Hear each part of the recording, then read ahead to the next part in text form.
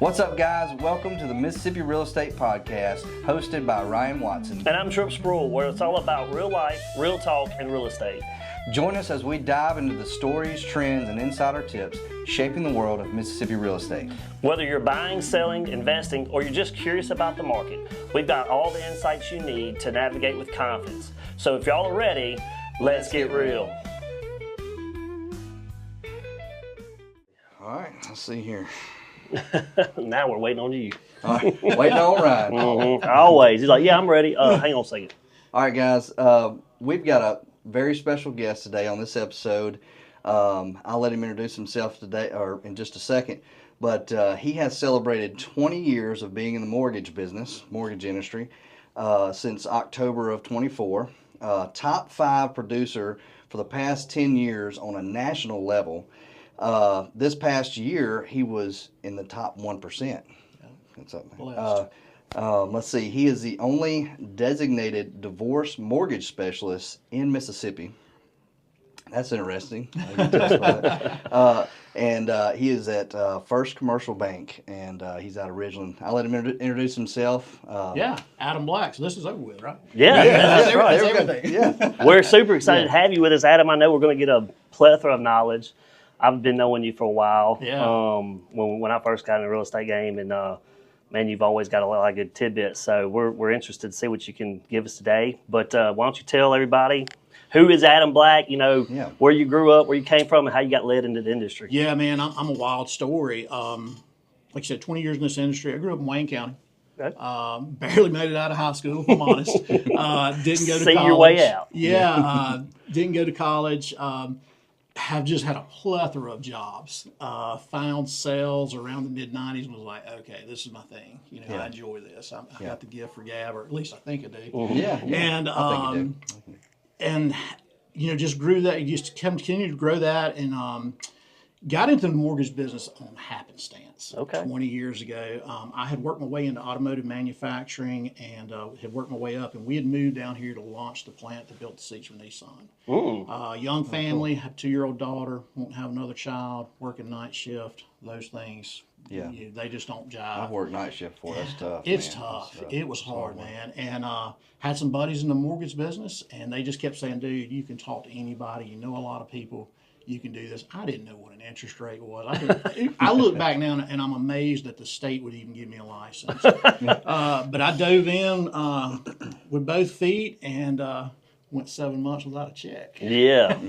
Welcome to the sales world. Welcome to the sales world. Eat what you kill. And you know, man, from there, just kind of grew, owned my own company for a while. The crash happened in 08, we all know about. That was tough. Yeah.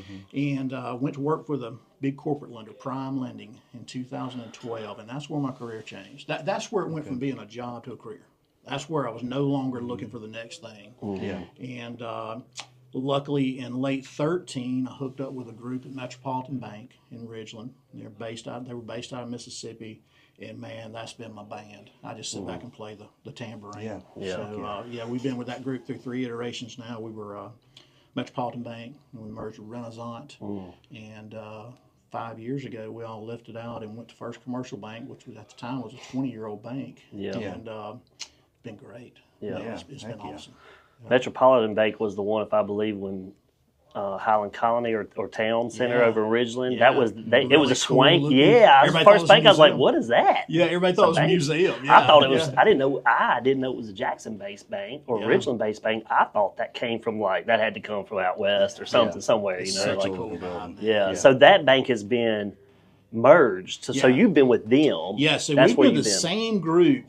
We, like I said, we merged with a larger bank, Renaissance Bank, and it just didn't have the same feel. Yeah. You know, our CEO always likes to say, one thing we'll never be is a big dumb bank. Not to say that Renaissance is a big dumb bank.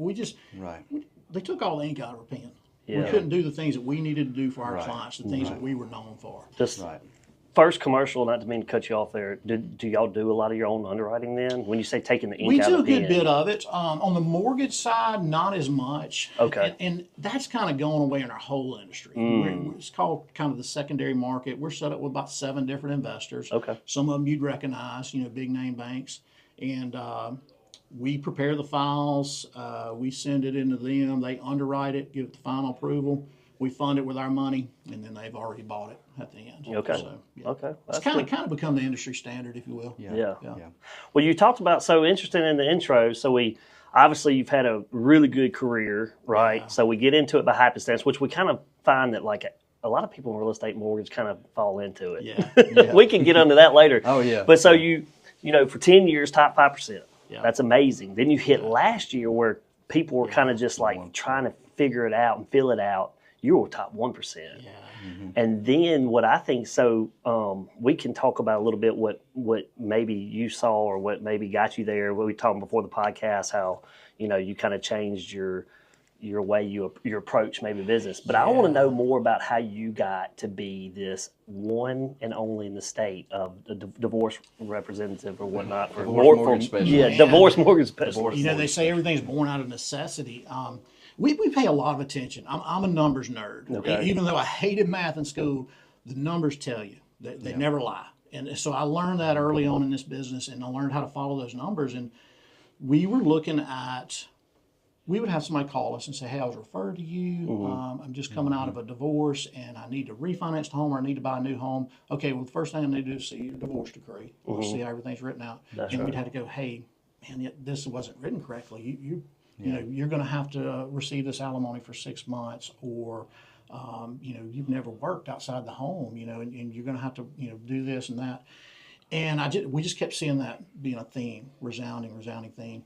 And I was like, there's got to be a better way. So I got to searching, and I actually found a lady up in Tennessee that was an ex-attorney who taught divorce mortgage management. Okay. And took the classes with her, and man, it's been great. I mean, Sadly, I think as common as divorce is today, this day and time, I think it's needed. It's necessary. It is needed, man. And I think that's genius. Well, it's a niche genius pipeline. Do you find your leads come from attorneys or outside of the divorce now attorneys? They do. You know, I've done a bunch of interviews on this. I do a lot of video on a lot of social media content. So I'm kind of beginning to be known as that person. So I get a lot of stuff from different ways. But yeah, the main part of it's from the divorce attorneys. And what we do is we go in on the front end when they're saying, hey, we're writing up the divorce decree and the agreement. We go in and we sit down with the client and we go, hey, the day this is all done, 60 days from now, what do you want? What's that look like? You know, do you keep the house? Do you know? And then we just kind of reverse engineer that to go, hey, here's how you need to write this. Yeah. This is how. This are the things that need to happen. Yeah. And it's pretty neat, man. It's you're working with somebody that's at one of the lowest points in their life. Absolutely. Yeah. And if you can come in and kind of, you know, just help them take some of that pressure off. Yeah. You know, you know, behind the kids and finances, the house is the next thing. You know? Yeah, that's right. So it almost it's almost like you're being treated as like you're not being a mediator, but you kind of mediate that thing a little bit. A consultant role. Counsel. Yeah. That's kind of how we approach it, because a lot of times, man, we're not even doing a mortgage for the person. Yep. We're just showing them the right way to get to where they want to get. Well, and that's a service too. You know what I mean? And so, Yeah. do you think that? So, did you find that those deals are a little bit more edgy? I mean, because you're dealing with. Yeah, they are. You know, you just again, you've got somebody that's a lot of anxieties around it. In most cases, you know, some of them don't care, but in most cases, there's a lot of anxiety around it, and you got to know what you're doing, because you've told them, hey, when this is over with, we're going to be able to do what you want to do. Yeah. So you better be right. Yeah. Yeah. Well, I think that's fantastic, man. I mean, you found another way to create a pipeline. And, Found you know, a we're niche in the there. business of, you know, real estate sales and mortgage lending. People are moving for whatever various reasons. And unfortunately, divorce can be a part of that reason. Yeah, well, you just said the word niches. The riches are in the niches in our industry. Yeah, that's You know, true. And it's nobody's moving for fun right now with rates being 7%. No. Yeah. no. They've got to be a reason, and that's one of the reasons. Yeah. Yeah, that and employment moves and whatnot. Employment moves, first-time home buyers, you know.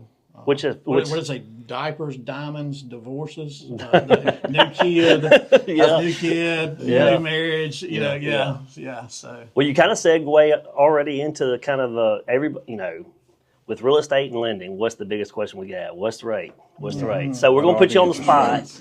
Let's just go ahead and give a current breakdown of what the rates could look like. What do you see? This man, week. that's another thing that I'm kind of known for in our areas is watching those rates and knowing the market, knowing what influences the market and stuff like that, and a lot of misconceptions around that.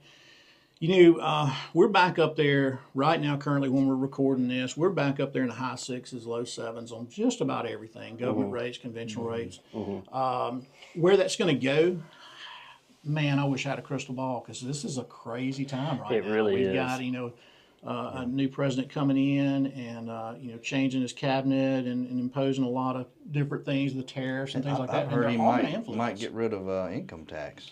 Man, there's you no been hearing telling what he anything may about get that? rid of, man. Who knows? He's actually getting rid of a lot. He right may now. wake up tomorrow and decide something totally I different. think he's cleaning house right now in a lot of ways. He's getting back to a baseline, I think, and rebuilding from there. Don't mean to get us off track. Yeah, I don't want to talk politics. No, You're no, going to no. alienate somebody. No, but, no. but yeah, as far as rates, there are a lot of things that influence mortgage rates. And I always go to the weird things, like we were talking about the new artificial intelligence China's coming out with DeepSeek last week.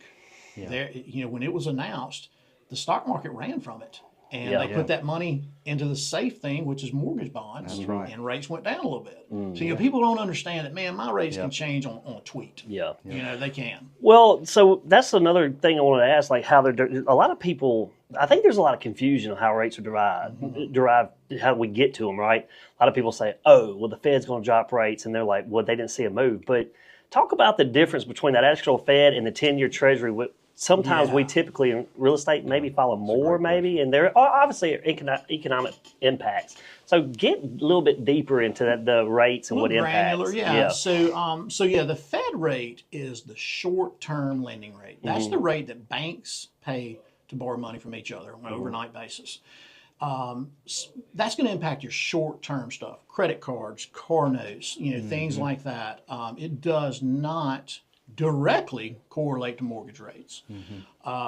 It does have some impact because things change as I always tell people, if you want to know what rates are doing, follow inflation.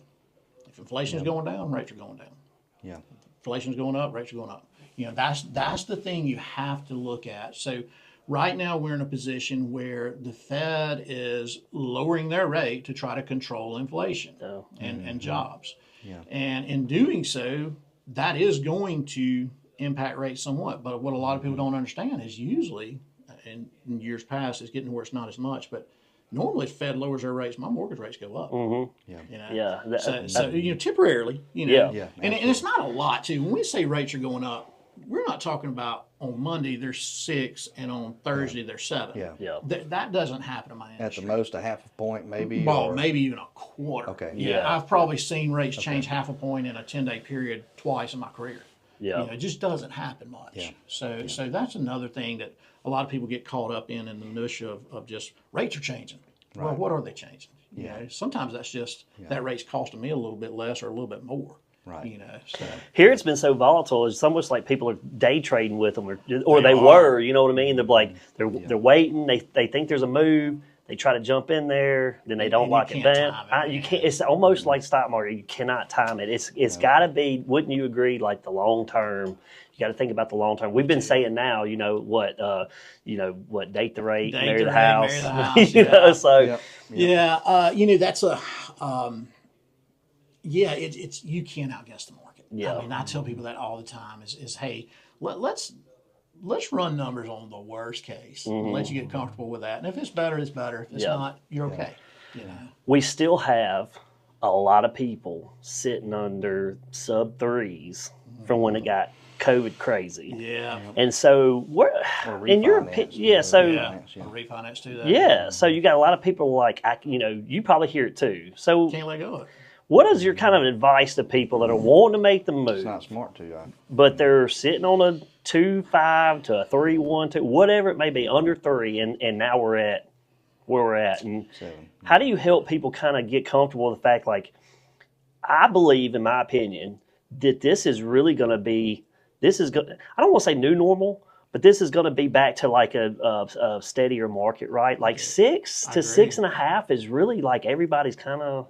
Dude, if we saw something like 5 in front of it in 2025, I would be surprised. I really would. Oh, okay. I just don't think we're going to. I could be wrong. I hope I'm wrong.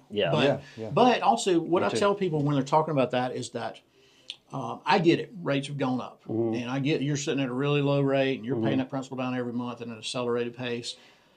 But if you wait, every point that comes down, and every time interest rates come down a point, the NAR, National Association of Realtors, they say that another 5 million buyers come back into the market. Well, what does that do? Yeah. That elevates house prices. So it's pay a higher rate temporarily until you can refinance. Yep.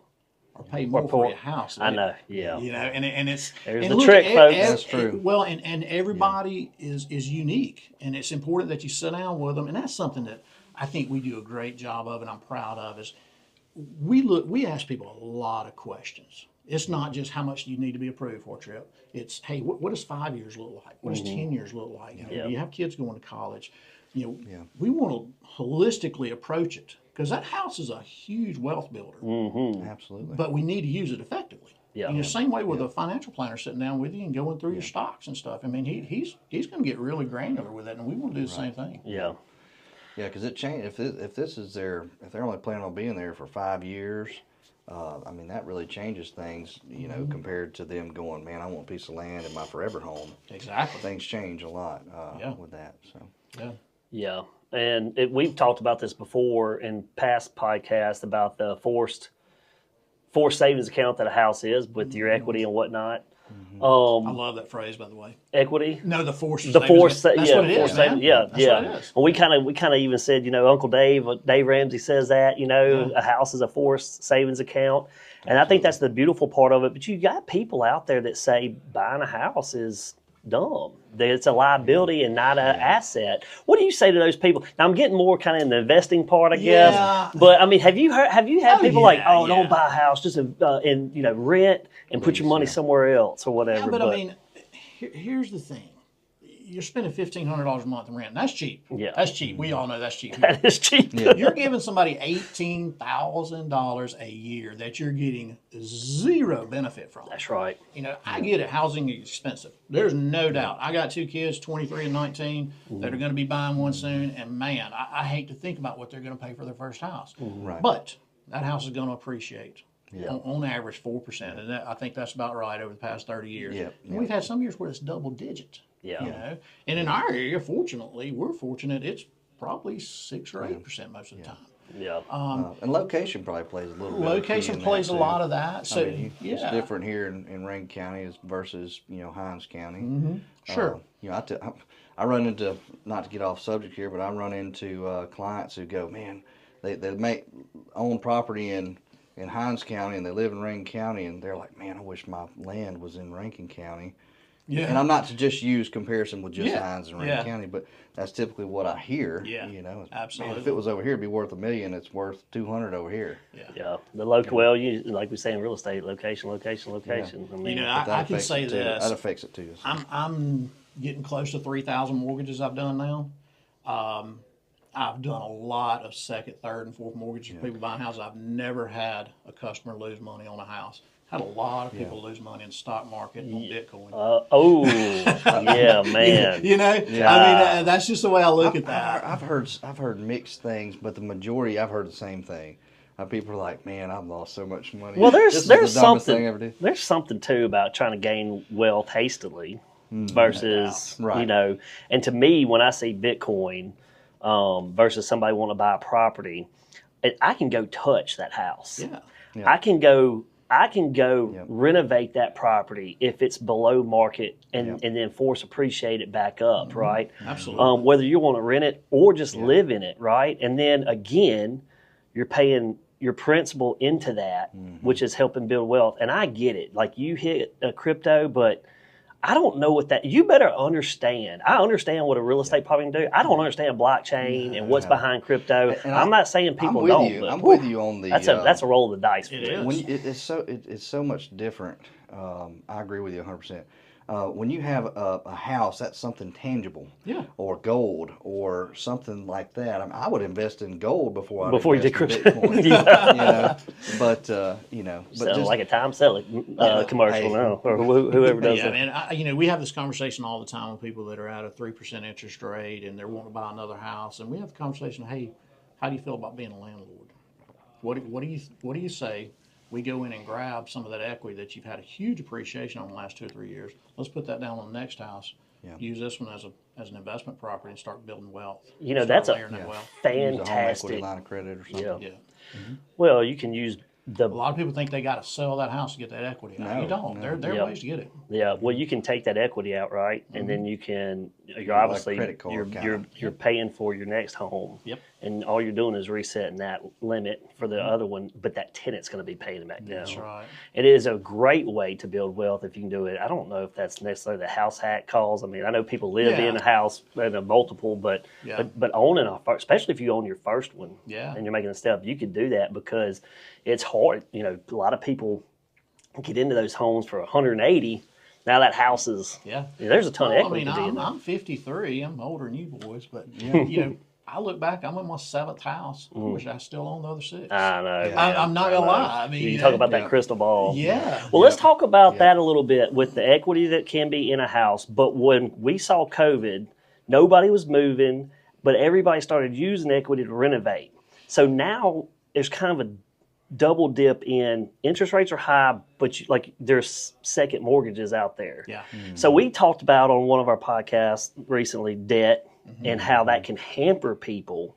So what is your kind of advice and insights to like debt and somebody wanting to buy a home and moving forward with, you know, I mean, how they can kind of attack that and what looks better on paper for you guys? Man, I think it's all about planning. Yeah. You know, I tell people you can't start early enough planning for your next house. Yeah. I think that's a big piece that a lot of people miss is they wait until March 15th on a Sunday afternoon and they're out riding and go, man, I love that house. Let's buy it. Yeah. Instead of Planning. starting the year before and planning and Yeah. going, hey, you know, what can we get rid of debt wise? What's good debt? What's bad debt? You know, and just making that plan, man, it is just so big to me. Start putting that 15, 20% to the side. Whatever it is, you know, everything counts nowadays. Biggest thing right now, man, America's never had as much credit card debt as they have right now. Oh, That's we man. hit on that a little bit, you know, and you could get in a credit card battle with anybody. And I get there's those that are disciplined and can pay it off, but that's the reason the debt's so high. There's way more They're that the aren't. minority. Yeah, they are. The ones that can pay it off monthly, consistently, are in the minority. That's why it's so many trillions up there. Yep. So that's what we're kind of hitting on with this debt talk is that a lot of people will go into a house and forget about those certain little things and whatnot. And so, but that's also kind of the way we are living. So with everything in the economy and whatnot. So I guess that's what I'm just trying to say is like, with all that, are you seeing people able to put 20% down as much as kind of, I don't want to say 10 years ago or 5 years even, but like, what are you seeing most consistently on the down payment? Not talking about first-time home buyers. Well, that's what I was going to say. You know, it kind of changes with where they're at. Is it their second or third home? Yeah, I'm seeing a lot of people have a lot of equity to put down still because we've just had such an appreciation rate. Yeah. We've been so fortunate, man. Yeah. So I am still seeing a lot of that. Now, So if they roll out of a house, they have more of that where they can avoid Yeah. PMI because of the equity in the home. And you know, and man, you just brought up a word that is just so sensitive to me as PMI. Everybody thinks that's a big old monster out there. I had this conversation this morning. Guy was struggling to put down 20%. I said, man, just do 15%. You're still in great position. Yeah. Keeping you've got some cash reserves there. I don't want you to dip into those. And he goes, well, I don't want to pay the PMI. And I said, man, how much do you think it is? He's like, well, my dad said it'd probably be about $250. It was $23. Okay. You know, I mean, you know, per month. Yeah, per month. Per month. Okay, pause real quick. Explain, because we know what it is, but explain what PMI is. So PMI is just there to protect the lender. And just being blunt, is there to protect us. Yep. So just think of it like this. You've got that PMI there. You default on the house. That lender can sell that house. If they have to fire sell it, they fire sell it, whatever, and they can recoup their costs through that PMI. That's all. It's just an insurance premium for the lender. Yep. Yeah, in the end. And so if that guy would have taken that deal or done that, 15, by the time he accrues the extra 5, Yeah. it goes away. It goes away. Yeah. Yeah, and I don't think people realize that Yeah, sometimes. it goes away. You know, actually, and if you put down 20% on purchase, you don't have PMI. If you put down less than 20% and get PMI, then you got to get to 78% to get rid of it, actually. A lot of people don't know that. Oh, yeah. so it's okay. Yeah, a lot of people don't know that. That's a little hidden gem there. I've had people call and go, "Hey man, I'm at 80%." I'm like, "Man, 2 more percent, you're gonna be there." You're almost there. So but again, we sit down with people like this guy, and I sit down and looked at it, and I said, "Hey man, you're gonna pay it for 32 months. What's that? Here's the cost of that over time versus you bringing an additional, 25,000." Yeah. It's a big number. It is. So that can be a creative way to get you into the home that you want to be, and you're sacrificing $23. And not to mention, every once in a while, in most cases, if you're putting down less than 20%, sometimes your interest rate's better by about an eighth of a point. Okay. Because that lender loves that there's a risk policy there to protect them. Oh, they get a little margin type deal, maybe. Yeah. Or they feel like they're hitting. Yeah, you can usually shop around and find a little bit better rate. Okay. I think there's a good takeaway there for our buyers that are listening. Ask your lender ask them questions because, like this guy, going back to what you're saying real quick, he thought it was going to be $250 for PMI, and it was $23. Way off. Ask your lenders, talk to them, and ask them questions. Adam loved to answer the question. This guy's just. A genius with finances and would love to help you with that. But, and man, that's one thing I always tell people is just ask questions. I mean, I will literally tell people sometimes, "Hey man, you're not asking enough questions. There's something in there you need to know. What is it? Well, kind of backtracking a second because we talked about refinancing because that could be an option. Mm-hmm. What is your typical baseline loan to value that you give for the refi? Is it a 75? Is it a 75%? Well, I mean, you can refinance up to 95% loan to value. Okay. Yeah, and again, this goes to what's the total cost of that going to cost? What's it going to cost you? A lot of people say, "Well, you got to drop 1 point to refinance." Well, 1 point on $500,000 loan is a big difference than on a $100,000 loan.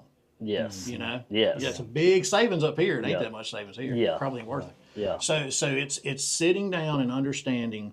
What's it going to cost me to refinance? Because I don't care what internet lender tells you they're going to do a refinance for free. There ain't nothing free. There's nothing free. No. They can't control that attorney doing it for free. They can't control that appraiser doing it for free.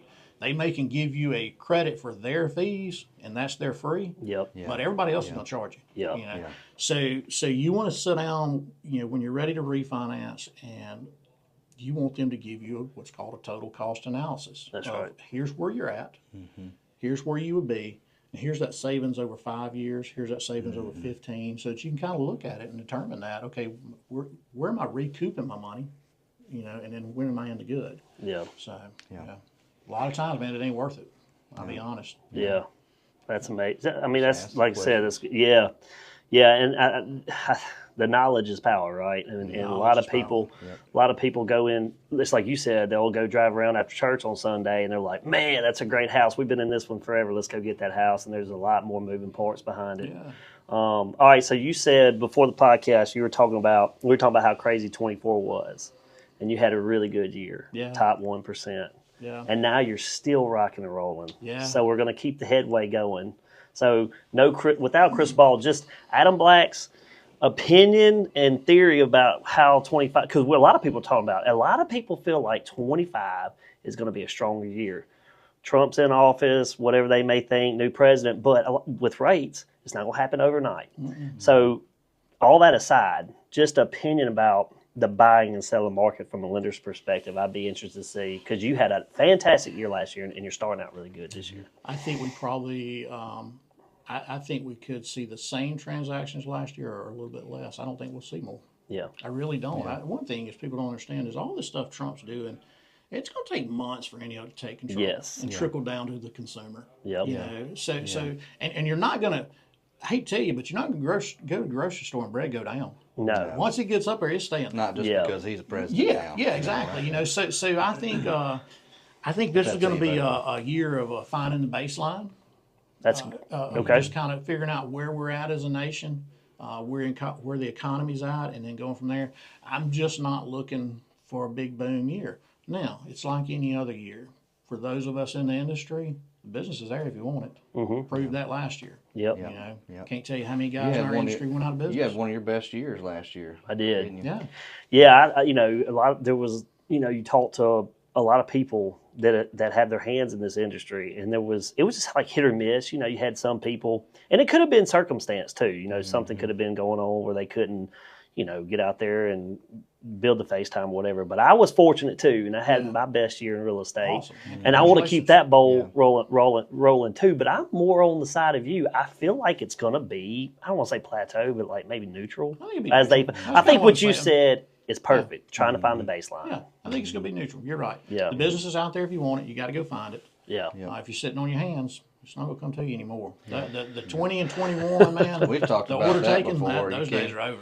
You know, if you're a real estate agent, you can't just sit around. We hit on that all the time. You got to get out there, get on social media. Everybody is doing this on their phones these days. That's where you're going to find majority. You understand that? Oh man, completely. I understand it as well as anybody. Yeah. And so, I mean, that's where I watch your stuff. And thank you. I started watching it and following you. And man, if y'all want to, let me go ahead and just you want to tell people where they can find you on that stuff. I'm on everything. That's what people always go to. Like, what do you post to? Everything. If you can, I do. YouTube, Facebook, Instagram, TikTok. Believe it or not. LinkedIn. LinkedIn's been big for me. Yeah. Really? Man, if they'll let me post a video there, we need to get on posting LinkedIn. it there. So you look, not trying to, and it's Adam Black Mortgage. You're simple. It really is. If you search for Adam Black Mortgage, you're going to find you. Yeah, I noticed that about your stuff, and I've been following you for years. And I'm like, there's no tricks to your handles, as they call them. It is literally you. It's me. And that way you can say, it's my name. Go find me. Tell people that so y'all segued into it, and I was wanting to hit on this because. I may have jumped the gun there a little bit. No, actually, I didn't really have this in a talking point. I feel like it was going to come up, just authentically anyway. But like we started this podcast. Yeah. Adam has been in the social media game for way longer than a lot of people. You said you're old. I wasn't going to say your age, all that. But there's a lot of young people who understand this, but don't do it. He started doing it. Tell us what led you to getting into that and how it propelled your business, because you have a lot of followers and you get a lot of views. I do, man. I'm very fortunate. Well, and Paul's right there I don't have a lot of followers. I got quality followers. There you go. That's the secret, important. man. That is the secret. You can go out there and buy 10,000, Yeah. but they may be in Canada. They ain't gonna do nothing. Yeah. You know, so that's that's true. important. That's something I've really paid attention to. Wow. Is trying to have that organic growth. But yeah, man, Tripp, it just happened. One, I was a pretty early adopter of social media. Yeah. And I figured out, man, this can be good or bad, whatever you make of it. So I've always had a good presence there. But in October 22 is when I pivoted, man. I mean, rates were starting to go up, the order taking was going away, and I was 50, and I'm going, man, I'm kind of aging out of this, and I was like, I got to do something different. And I talked to a girl out in Dallas that help originators with social media, and she said, you got to do video. And I said, I ain't doing video. There we go. She goes, you got to. And I said, lady, I look like a Volkswagen with 2 doors open. I mean, have you seen me? And she's like, you got to do it. Yeah. And it's kind of at that point where I was paying her to consult, and I was like, all right, I'm going to do whatever you tell me to do. And she goes, okay, I need you to do 90 videos in 90 days. I went, well, I didn't mean everything you said, Yeah. But, man, I was like, all right, I'm going to do it. She said, I want you to go into the office. I want you to do no more than 3 takes. I want you to say the best one. I want you to record 10. I want you to post them and never watch them. And, man, I sit there and looked at my phone waiting my buddies to start picking on me. I was like, this coming, Yeah. And the first message I got was a realtor that said, hey, I've always wanted to do video, and I never thought I could. Thanks for all the stuff you've been doing. I was like, oh, we on to something. Yep. And, man, it just – the next year I did 300 reels in 23. And, man, it's just it's changed my business. I'll say this real quick. If you're an agent or a real estate agent or a lender, take some notes right here. Yeah. I think there's something. Or don't. I think we're or don't. Hey, look, 99% of y'all, 98% of y'all probably won't. But I'm telling you, I think it's a great idea, and that's where people are at, and that's where you're going to do a lot of business, do a lot of networking. And man, I mean, and it is the economy has changed. And what I mean by that is there's so much trust put into us before people ever meet us. And I'll give you an example. I came in last year and I had an application, an automated application in my LOS, my loan origination software, and I didn't recognize the name. And usually, you'll send me a text say, hey man, I'm referring Steve Smith to you. He's going to fill out an app. Yep. Okay, I'll be looking for him. Well, I didn't have that. So I pulled it up, and it was 2 women, same last name, and they lived in Utah. And I was like, man, that's even odder, So I was like, all right, before I pull credit, I'm going to call and check this out, So I called, lady answered, and I said, hey, it's Adam Black. Saw you filled out an application over the weekend. Just wanted to, first of all, I love to thank people when they send me the business. Who referred you to me? She said, nobody. She said, my sister and I grew up in Raleigh. We moved away. We're both physicians in Utah. It's time to come home. We've both taken jobs at UMC. We Googled best originators in Mississippi. Come on. Your videos came popped up. up. We spent Sunday watching your videos, and I just emailed you my contract for $850,000. Oh, Wow. That's a win That's right cool. there.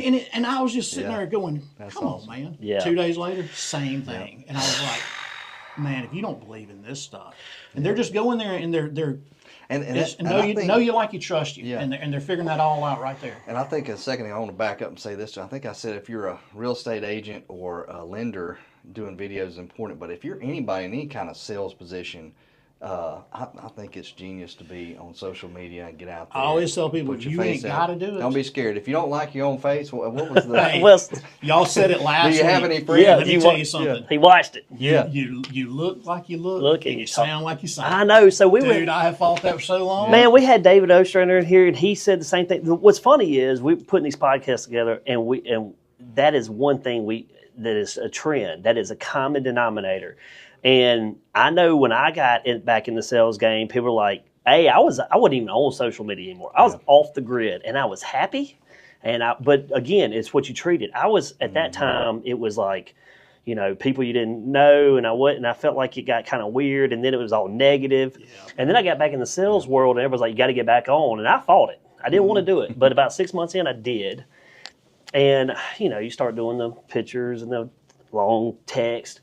Man, I had people from the get-go saying, do video, do video, do video. But these people weren't doing video. And I'm like, why would I do video and you're not doing video? I remember, and I told the story with David, man, the first time I did a reel, you talking about doing 3 takes and like let it be and don't watch it. I was a nervous wreck. I was shaking. And then I watched every one of them. I probably took me 12, 15 times before I even was like, that's good enough on that reel. And I watched it. But I know with our first video that y'all can't see Sarah over here. She's grinning. But our first video that we did with you, we laughed so hard. We'll put a blooper reel We up. got to know Tripp. I do the bloopers all the time. Yeah, man. I think those are important too. Y'all do bloopers. That's a good point too. But it was so funny. We laugh at Tripp. And still today, that's something we I'm gonna hit my mic here, but we love and we enjoy. It's fun watching videos, and like Tripp is one of our favorite clients. Well, I'm animated. Yeah. So, but my hang up was I know what I look like and I know how I sound. I'm a redneck from Mississippi, born and raised, and I can hear my southern drawl, and I'm like, but David made a good point. Like everybody else behind, like, well, you got friends, right? Like you hang out, you got buddies, right? And I'm like, yeah, I guess. And that first video got like over 1,000 views, and I was like, oh, light bulb. Yep. Yeah. And so then we started doing that, and then I met Ryan and Sarah, and they amplified. I said, hey, I want to look, and I did a more professional video. And it's just kind of gotten better for them. The podcast is all new, but we're learning. But we are having fun with it. We're getting to meet, people in our community. But you got the tip real quick, and I'm going to bring this back in. 90 in... I did 90 in 90 days. And, okay, so how did you... Because the content's always my biggest problem. Yeah, so this is the thing. This is what everybody gets hung up on. First of all, go out there and follow 8 or 10 people that are doing it. Yep. They always say, good artists copy, great artists steal. Sure. Yep. They're getting it from somebody else. Yeah. Nothing's new in the world. Absolutely. No, that's right. So that's the first thing. Second thing is I have become so acute to listen to my clients. And if I'm asked a question twice, that's content. Ooh, that's a good nugget. Yeah. That's a good If point. somebody asks me something twice, there's more people that want to know that. That's good information. And sometimes it's even once. Sometimes I go, man, that's a good one. Yeah. But yeah, and I just keep it in my note. I've probably got 50 pieces of short-term content and probably 10 YouTube long-term content in my phone. I keep it in notes. And when I sit down on the weekend or whenever to video, I just go through those notes and sometimes it'll be a link to somebody that's done something. And I've gotten good too. I've got a peer of industry professionals around the nation. There's about 8 or 10 of us. And if something pops off for me, I send it to everybody and go, hey, man, this just got 20 shares and, 1,200 views the first night. You need to jump on it. Yep. And they'll do the same thing. And that's another thing, getting on a tangent, but not. Yeah. Don't worry about the views. Yeah. Dude, you can get hung Do you up. know my first, I always tell this, my very first deal I got off the internet, off the Reels, was off of TikTok. I had 6 followers. And I got a deal out of it. Yeah. And I was like, okay, if I get 60,000, I'm going to be rich. Like you said earlier, they're quality followers. That's right. Quality. They're not man, just that I'm going to hang on to that because I get suckered into that. Man, I posted something 2 days ago. I posted something 2 days ago, and I was like, oh, that's pretty good. And I'll get like at least 20 or so, and it was like 4, and I was like, I was like, come on, what did I do? Yeah. It's a mind trip. Yeah. And even when I'm, I have a client selling a house or something, I tell them, and I got this from somebody else, by the way, is it only takes one person to buy that house. You're right. That's right. One quality viewer or one client. One, man. That's all it takes. That's one buyer. That'll help me. That right there will help me. Those vanity quality metrics mean nothing to guys like us. Now, if you're making your living as a content creator, all that matters. But, man, to guys like us, it doesn't matter. Yeah. We just need quality views. Well, I think I've gotten past the looks and the sound. I still get a little amped up before a video. Takeaway right now from this is if you don't like how you look, you don't like how you sound, get over it. Yeah. Yep. And if somebody asks you a question twice, write it down and use that as content. Basically, just do the dang thing. And follow people doing what you're doing. I always tell people something, and I didn't do this, but it was suggested to me, and I think it's a great idea, and I've told other people, and they've liked it, is if you're nervous about doing video, get you one of those mounts in your car. When you get in your car in the morning, turn it on and just start talking. Yeah, to nobody. And then cut it. Just cut it. And just do that for about 30 days. Yeah. And watch it every once in a while, and you're going to pick up on little things you do and things like that. I've kind of refined how I do things, but just get used to talking into a camera and to looking into that thing. It's not a monster. I think it is important, like you said, to go back and watch that and say, okay, how am I projecting myself? What do I need to change? Going back and watching your videos, not the ones you post, but what I'm saying is your practice videos. Yeah. I couldn't tell you how many times I've done that. I've gone back and looked at it and going, man, I sound like an idiot, but I'm over myself. Let me move on, I never knew I said wanna and gonna as much as I did. Until you turn those auto captions on and it gives you some other word. You're like, no, I'm saying want to. I'm really bad at drawing those type of things out, enunciations and adding syllables when they're not supposed to be, whatever. But we all want to be a radio announcer. I was telling Ryan, because we were talking about your content, and I think one of the coolest things you do is that you're able to take really what, I don't know if they call them shorts or if real short, same thing, whatever, but you take a lot of good, pertinent, very relevant information and you put it into a 30, 45 second. You hit the points. I'm out of black and I'm out, and I'm like, dang, that's so good. Like where I can linger. Yeah. So 2 things about that. First of all, before I get into it, never say, "Hey guys, it's Tripp Spruill." They already know. They know who that's you why are. they're there. Yeah. Don't waste your time. Dang. You ain't got to say that. There's 5 seconds. Yeah. Just go into the hey guys. Yeah. But the second piece of that is it's just boiling it down. And man, I struggled with that for a long time, and I feel like I've gotten better at it. I had a buddy. I went down and talked to some of his salespeople. He owns a trucking company. He was wanting them to do video, and I told him, hey guys, you got to get it to a minute and a half max. Yeah. So got home that afternoon. He sends me a video, and he says, hey man, watch this one, and it was 4.5 minutes. And I said, dude, you got to get better than that. He said, I can't. There ain't no way to say what I needed to say in a minute and a half. And I said, okay. I'll sit there for about an hour.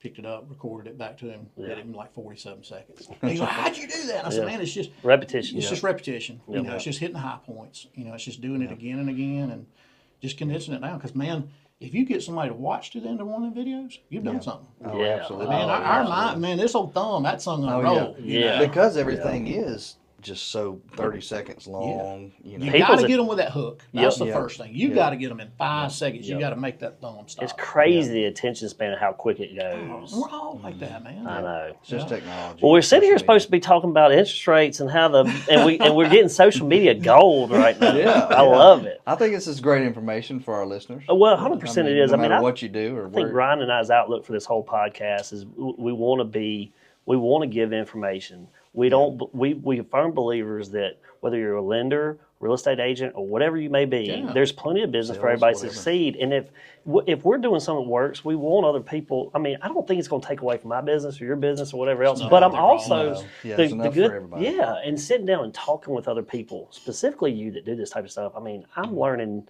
I just learned so much from me. So this was Absolutely. beneficial to me. I hope this is beneficial. I'll tell y'all this. I want to tell y'all something about Adam Black. I haven't watched a video of his yet that I haven't learned something new or a new appreciate financial that. tool or something. So y'all, please, if you want to know some interesting, awesome stuff about financial tools and things, this man right here is your man. I just want to go ahead and say that. Yeah. Every time I watch it, it's something new that I'm learning. Yeah. Like, man, I didn't know this. I didn't know this was a thing. Yeah, and the fact that you've thrown away all the stereotypes, Yeah. like Absolutely. you didn't age out of it, you're No, killing it. No, I mean, You know what I mean? And that just proves that it doesn't matter. doesn't. As long as you're the industry expert and you know you're confident in your delivery, and then you're right. You know That's what I true, mean? that's Like, true. And man, to affirm y'all too, when you came out with this podcast, I saw it the first time. I was like, oh man, this is something I've been wanting to do forever. Because you guys are just giving good information. Like you said, it really doesn't even matter. The stuff we're talking about right now, it doesn't matter if you're not in real estate. No, if yeah. you're in some No. type of sales position, That's right. you own a company, you're trying to grow it. This is the kind of stuff you can do this in roofing, Yeah, insurance, anything. whatever. And I think that's what's cool is y'all haven't just really focused on like we're only going to do one thing. Yeah. You know. Well, we wanted to. I guess to selfishly plug us. We Yeah, wanted to talk. You know, we want to have real life experiences shared. Mm-hmm. You know, we wanted to talk about our local market, and we wanted to get involved with real folks in and out of our industry. Hear the real stories of what's going on Yeah, in our 'cause- industry. The knowledge part of it. We just hope somebody. We said it with David when we had him on. We just want if you can just get one nugget. And again, I think we got That's it, several man. here. We had some great nuggets today. Yeah. Me too. I'm taking away some really cool things from Well, today. man, let me turn it around. Okay, Y'all tell me what you think for 25. I'll let you man. go first. Me? Yeah, All I'm going to say is you just sold land in wish- 24 hours. well, I had a contract in three Signed days. hammered in the ground. I know. He put it down and he was like, I can't even put my video Oh, out. let me just take this picture this side. So. Oh, come on now. I did go out there and we did do some really cool videos that we were going to promote the land and everything. And I'm still going to use some of that content. I was going to say, I'd still use We're it. still going to use some. So I'm walking around going, deer, turkey, squirrel, whatever Crazy. for my hunters out there. But no, I did. It. I think this young gentleman was ready to buy. He was looking for recreational property, and you can't beat 100 acres. It's pretty square. It's close to. It's not far from everything. You know those hunters that like to be at home and come back home. Yeah, this property's top right scale. there. I mean, it's on the top end of Keeps Canton. the wife happy. Yeah, but Oh, but yeah. I think I keep saying this. I think it's going to be a great year. We've got a new president. I'm looking forward to seeing what he's going to do, and that goes for any president. But I think it's going to be a great year. I'm already seeing some uptick in listings. I've got a few going right now, and so I think it's going to be a great year. I think I'm kind of with you. I don't think interest rates are going to. A lot of people are like, man, when it gets to 5, I'm going to do this or that. If you're going to wait on 5, I don't think you're going to see that this year, sadly. Just my professional opinion. I think they might stay around the 6s and the 7s and kind of fluctuate in there, in my opinion. I think so. So if you're going to make a move, I think you need to go ahead and give me a call. And I'm just Yes, you can. No, that's exactly yes, right, that's man. exactly right. but no, call me your Tripp. And if you need a good lender, That's right. We're right here. this man right here would love to Absolutely. help you. I But guess that's my opinion. Yeah, what I guess about you? What do you think about my it? 2 cents, or my opinion, and I'm an expert in my opinion.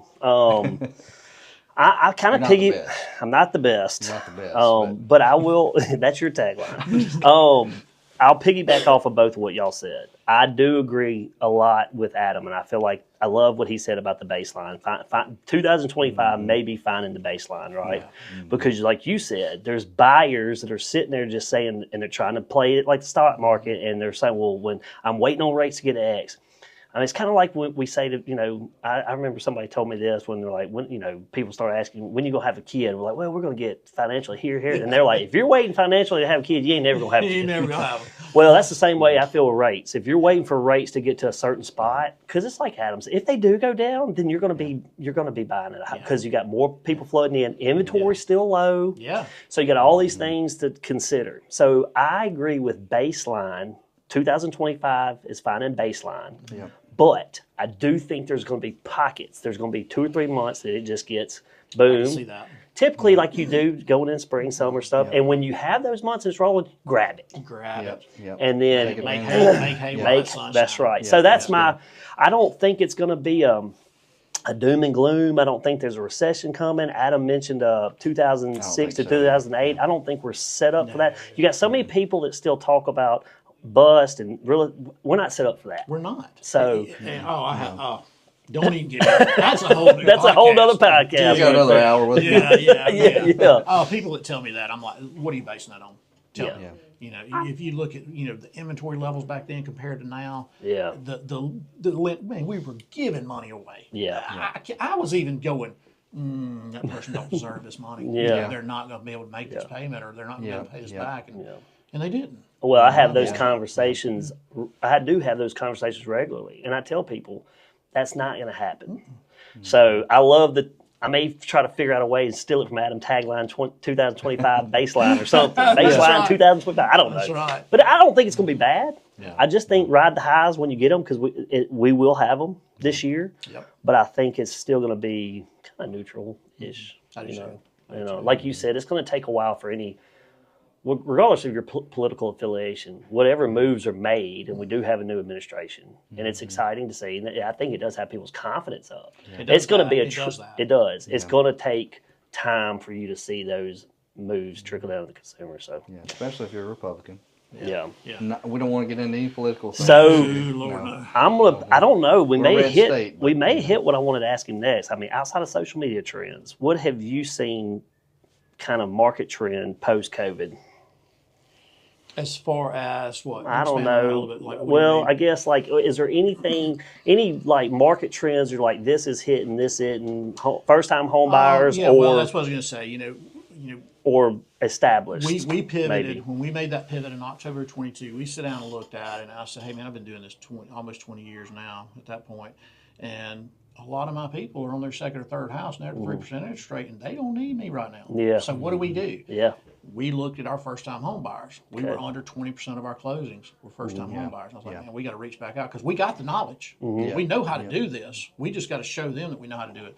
This past year, we were 44% of our transactions were first-time home buyers. So there you go. That's a positive trend. That's a positive trend. So, going back to what you said earlier, your numbers guys, it's important in your business to know your numbers. Man. And so there you go, 20%, 22% to 4%. I mean, you doubled it. Doubled it.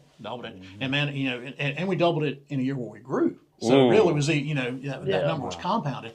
I'm a numbers nerd, man. I know that last year I think it was 2,932 outbound sales calls. Dang. I just know what it takes. I track it every day. Yeah. I have a theme every day. I'm the biggest. This success is simple. It's just the grind. It's doing the same thing again and again, no matter how boring it is, and it just comes to fruition. We've been talking about the grind in real estate, and getting the hard. The hardest. It's always hard, and difficult. A lot of people assume realtor, keys, paycheck, whatever, and there's so much more involved. And there's so much name recognition to get you out there, so the first, the first several years is a grind, but it's still a grind even once you get established. If you talk to seasoned realtors, they're still out there grinding. I think something I have seen in the last couple of years, Tripp, is the people that have excelled in these times post-COVID have been the people that quit marketing and started branding.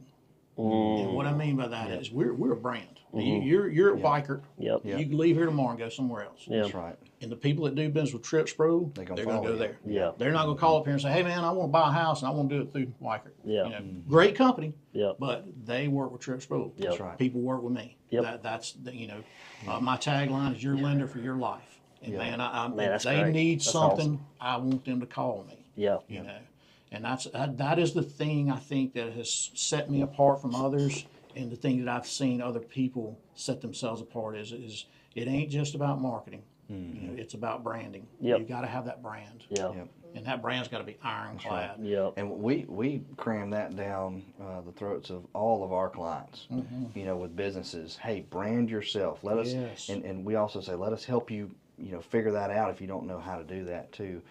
Just to plug our photography business here. It's a great one. Watson Media. Watson Media. Yeah, it's about to change, baby. Yeah, we Talk probably about should. changes. Letting y'all in on the download. We probably should. Yeah.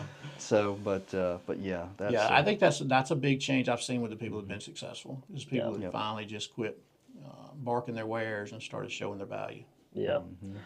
Showing your value, that's something else we hear a lot in this, is you got to be able to provide that value, show your value. I mean, you're dropping solid gold stuff here. I mean, you're not afraid to get out there and get in front of folks. You're not afraid of making the phone calls. The fact that you just said that, I don't even remember. How many did you say? 29, I think it was 2932, right at 3,000, and that's about what I make every year. I can guarantee. Now that's not Tuesday updating everybody I got doing a deal with. That is outgoing sales calls. I'm sitting down and calling people, you know, checking in with pre-approved and looking, calling realtors, you know, calling CPAs, calling financial planners, whoever it is that I'm trying to do business with. cold, or well, I guess would you consider that cold calling? I guess. Some of those probably warm, or are they all cold?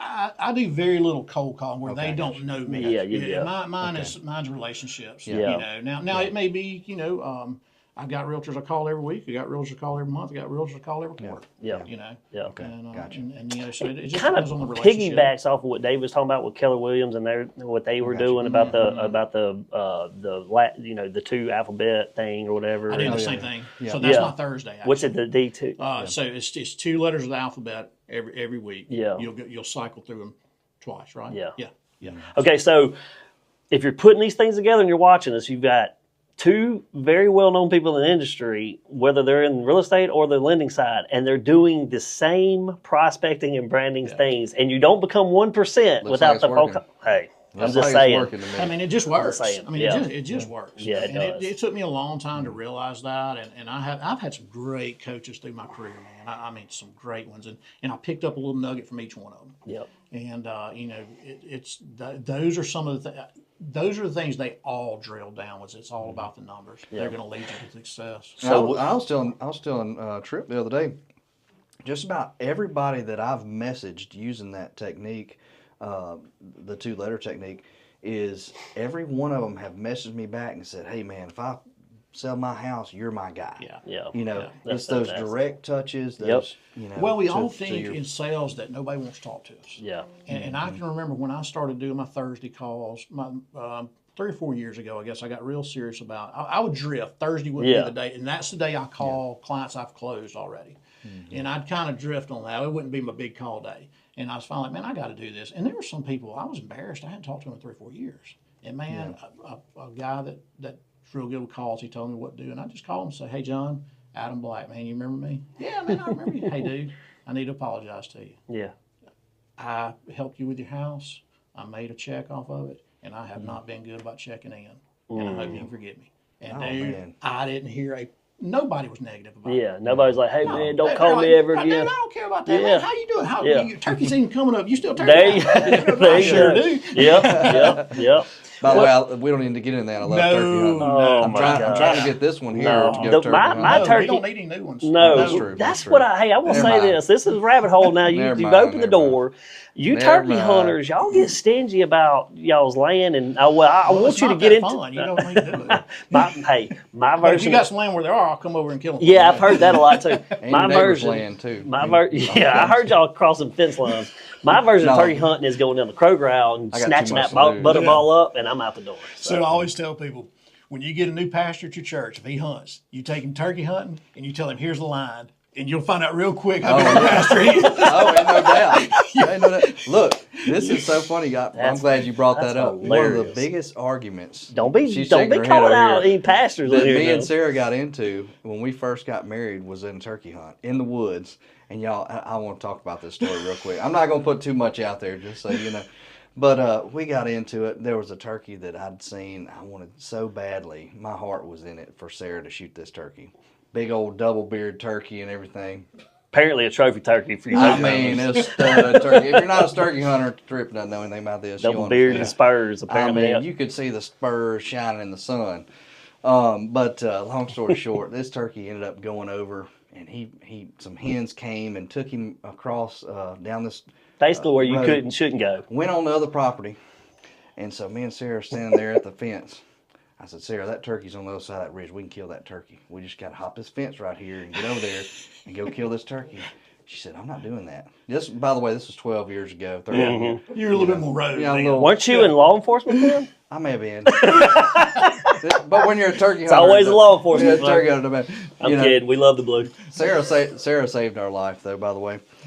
You'll hear that in just a minute. But anyways, we're standing there, and we get in this argument. She's like, I'm not crossing that fence. This turkey's gobbling. She's like, I'm not crossing that fence. And we got into it. Well, not even 5 minutes later, a guy and his son stand up on the other side of the fence line. And he heard our whole little fiasco there in the woods. And we're just kind of like, hey, sorry. And we turn around. All we could do was just tuck our tails and walk to the house, you know. Wife proves to be right once again. They'll make you think about it for Yep. sure. Yeah. They will. She won that one, no doubt. She Well- wins all of them, just so y'all know. Well, look, that is kind of look. That's exactly where I was going with this next. We've been talking a lot of business. Give us an offset, man. Give us a crazy. Man. Give us something memorial. Give us something. It doesn't even, if it's not relatable, just something you're like, man, I'll never experience that again, or this was a learning curve. Whatever you think, I'm gonna hit you or with one. tell us something that most people don't know about. Yeah, so a lot of people in the industry know this just because I've been in it this long, but I bet y'all don't. When I graduated high school, I did not have a lot of direction. I mean, just nobody told me I needed to go to college. None. Found myself just kind of floundering around, and within 2 years, I was a rodeo bullfighter. Come on. What? Yeah, and I spent Never get yeah, I did man, not know that. I That's pretty cool, spent really spent about 10 years off and on, but for 4 years, that's what I did for a living. I rodeoed for a living. Fighting bulls. Yeah, I was a bullfighter, and you know, it was pretty decent at it. Riding- I didn't know I was that good at it. Riding till them or later like on. Olay? Olay, yeah, Okay. like protecting cowboys. Oh. Yeah, so I was protecting bull riders. Oh, that's cool. And the freestyle bullfights, which is a judge of that. But yeah, man, I went from being a kid that grew up in Wayne County who had really never been out of the state. When I was 18 years old, we're traveling the country at 19, Yeah. and I just ate it up. Boy, it was fun. We might have to find a picture of you with that. Yeah, we need. Yes. Yeah, there's some great pictures. You know, I need to find a picture of you You know, doing it's that. Did you so, get all it's so painted funny. up? Don't forget that. I need to get I that told in. somebody the other day, we talked about this on another thing, another podcast. You know, everybody back then, we were transitioning. Back when I used to be, you did comedy and you protected cowboys. Yeah. When I got into it in the early 90s, it was starting to transition to you were a true athlete. You know, so there was a little bit of face paint, just kind of, everybody had their thing. Yeah. You know? Yeah. And, but yeah, man, it was fun. That's What's the it. mentality of like, okay, I'm floundering, but like, you know what I'm gonna go do? I'm gonna go fight bulls. So yeah. I can understand rodeo. I'll I get condense it that. down. Like, look, No, team roping, calf roping. It was- no bullfight. Yeah, so I was. My mom had remarried a guy in Meridian. His son was a bull rider. Yeah. And I didn't have nothing to do with that. Now Yeah. I grew up around cows. I grew up on farms, stuff like that. But Yeah. I just didn't have nothing to do with that.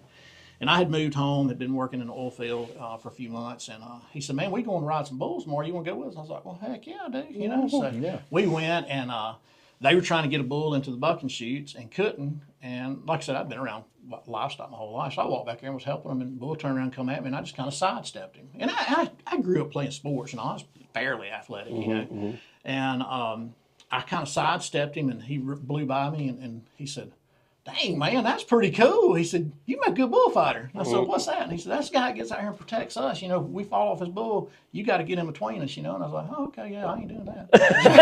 That's a hard no. So, man, a couple days later, I literally, and I always tell the story, I just woke up one morning, I was laying there. I remember it was about March. It was turkey season, matter of fact. And I remember going, That's what I'm going to do. And I called him and said, man, I want to be a bullfighter. What do I do? And he said, well, you call this guy named Red Kent in Meridian. He'll help you. And I called him, and I know I'm getting long-winded, but it kind of all plays into it. I called him, and I told him who it was, and he said, all right, we bucking bulls Saturday night at Mr. Wendell George's up in Kemper County. He said, give you a shot. You know, we didn't have Google Maps or nothing like that. He said, I'll meet you at such and such. You can follow us up there. So we went up there, and that's cool. These boys were bucking bulls, and it was just practice pen type situation. He said, all right, now, the one thing you can't do is, he said, you can't run a straight line. You can't outrun this bull. No, I'm sitting there going, oh, yeah, whatever, man. You know, I'm an athlete. I'm 18 years old. I'm tough. Yeah. He 10 said, feet tall, bulletproof. I said, what's my job? He said, your job is to do whatever it takes to keep them cowboys safe. I said, all right. So, man, they bucked 3 or 4 bulls, and, you know, looking back on it, I wasn't doing nothing. You know, just standing there. Yeah. And all of a sudden, boy bucked off a bull, and that son gun turned around and started bearing down on him. And I just out of instinct, I just ran in between them. Well, that joker, here he comes. And I'm like, oh, my God. Now you're the target. I mean, you're talking 1,900, 2,000 pound bull. Yeah. Named Mudcat. I'll never forget it. Yeah. Big old Brundle bull. Old Mudcat. Man, I take off running. He was going, don't run straight. You're not going to I was outrun going, heck, man, that's the only way to run. And, man, that song gun wore me out. Oh, he got you. Yeah, he got me down. And I told this at his funeral years later. He just wore me out, man. And I got up, and I had blood and snot. You can imagine everything else off the bull on me, you know. And I didn't know what was going on. I wasn't hurt, but just adrenaline was going. I didn't know if it was or not. And he come out there, and he said, he put both hands on my shoulder. Don't never forget. And he said, listen here. He said, you got 2 options. He said, you get in that truck right there and leave, and you've done something most people never do in their life. And we ain't going to think no less of you because you just did it. He said, or you can get back in there, and you'll never regret getting back in there. Wow. And, man, I have used that phrase so many times. It's just get back in there. Yeah. You know, just, Man, that's a got back in there. He got taught a life lesson bull riding when he could have taken the easy way out. Oh, man. Yeah. And I mean, being honest, it wasn't resilient. It Because was too dumb to know. So to bring to That's kind of crazy. figure this out here. So you're the guy. If you ever go to the rodeo, you were the guy where you're running around there. Okay, you see them running around with the face paint on and Baggy they'll, clothes. like you said, they jump in there in front of try to get the bull's attention off the cowboy. I guess they don't just do bulls; they do broncs too. Well, no, you just do it. The pickup man. Pickup men do your bronc horses. Okay, so that's different. Saddle bronc That's and different. bareback. Okay, I'm trying to understand. Yeah, better. you're just that That's guy a that's fan you're of on the it. ground with a pair of cleats on and Gotcha. baggy clothes back then. Now the guy, where they taking it nowadays is awesome, man. These kids nowadays are so athletic. But yeah, you're just there, and it's your job. It don't matter if it takes. You know, man, I have seen guys, and I've been one of those guys. Just guy gets knocked out, and you just lay down on top of him and just know, man, this fixing to suck. This ain't gonna be good. Yeah, like you're protecting that Yeah, guy you're that can't absolutely- move. Yeah, That's yeah. And then you're, man, oof, And talk look, about I'll selfish. tell you this. A lot of times when you're watching a rodeo or watching a bull ride or something like that, you really don't think about the job that y'all Yeah, it's would a selfless, do it's a pretty selfless job. in that position. Yeah. Same thing with law enforcement. Anybody that's first responders, especially police officers these Oh, days. man. You know, I'm not trying to get all Yeah. I I sidetracked think too sadly much. I would have been in the truck headed to the house. Yeah. Oh man, Sometimes I wish I would have. Yeah. it takes no, it takes a certain kind. But it was cool, man. The fact that you just connected that to life lessons as you got to where you are now. Man, I cannot tell you. I told that at his funeral, years ago. I can't tell you how many times I've been in crisis and just went, man, you just got to get back up. Yeah. You got to keep going. When things crashed, no 08 or 09, I remember sitting down with my wife and going, hey, I can go back to working a 50, 60-hour job in that plant, but if you'll just believe in me, I think I can make this work. Yeah. And Well, man, she just... I believe she believed in you, buddy. Yeah. That's No awesome. doubt. Yeah. That's awesome. So we got Adam Black with us, one of the premier and best mortgage guys Thanks, around man. our I appreciate area that. in Reservoir, Mississippi, and AK bull fighter. Who knew? Anyway, look, man, we Stay in the fight. Go get Stay back in the in fight. there. That's it, man. If there was Just grind. if there was a word for the day of this thing, get back in there. Don't be afraid to Yep. get on social media. Yep. Yeah. Interest Don't be rates. scared to pivot. Yeah, Yeah. yeah. Don't be Stay in the scared fight. to. And that's awesome. Yeah. Well, man, I can't thank you enough for spending your morning with Oh, us dude, and doing this with us. Appreciate And I know we probably went over, but man, no, well, that's fine. We don't care. We ain't worried about views. Yeah, that's right. I mean, we had great conversations. Been a lot of good information tossed around here, and I'm pretty sure we'd probably like to have you back sometime. Man, I'd love to, man. Love to have you back. Just remind everybody one more time where they can find you. Yeah, man, any social media, search for Adam Black Mortgage. I use my cell phone as my business phone, 601-540-0302. And that's the easiest way to find me, man. Message me on social media or text or call me on my phone. Yeah. Yeah. That's awesome. All right. You want to take Thank us you. out of Yeah, here? I'll take us out. Guys, thank y'all so much for watching this episode. I hope y'all did get some good information from this. Don't forget to go and follow us as well at Mississippi Real Estate Podcast.com. It's actually msrealestatepodcast.com. From there, you can go to any of our social media or our YouTube, different platforms where we have our podcast where you can listen to this or watch it on YouTube. So Yep. thank y'all so much. Y'all have a great day. Absolutely.